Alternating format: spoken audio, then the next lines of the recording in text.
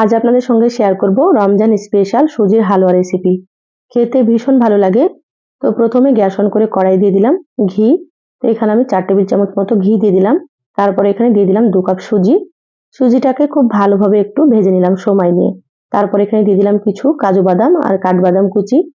একসাথে আবারও কিছুক্ষণ ভেজে নিয়েছি। সুজিগুলো একটু সময় নিয়ে লালচে করে ভেজে নিতে হবে। দেখুন সুজিগুলো ঢেলে নিয়েছি। কড়াইটা আবারও গ্যাসে দিয়ে দিলাম। দিয়ে দিলাম এখানে 2 কাপ চিনি। আর এখানে দিয়ে দিলাম 2 কাপের থেকে একটু কম পানি। 4টে মতো এলাচ দিয়ে দিলাম। তারপরে শিরাটাকে খুব ভালোভাবে ফুটিয়ে নিয়ে আবারও 10 মিনিট মতো জাল করে নিয়েছি। শিরাটাকে হালকা একটু আঠালো করে তৈরি করে নিতে হবে।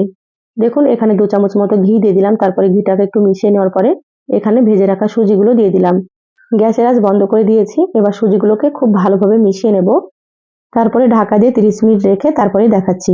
দেখুন 30 মিনিট পর বলে ঢেলে নিয়েছি। খেতে ভীষণ ভালো লাগে, একবার তৈরি করে খেয়ে দেখবেন। রেসিপি ভালো লাগলে লাইক দিয়ে পেজটা ফলো করে দিবেন। সবাই ভালো থাকবেন। আল্লাহ হাফেজ।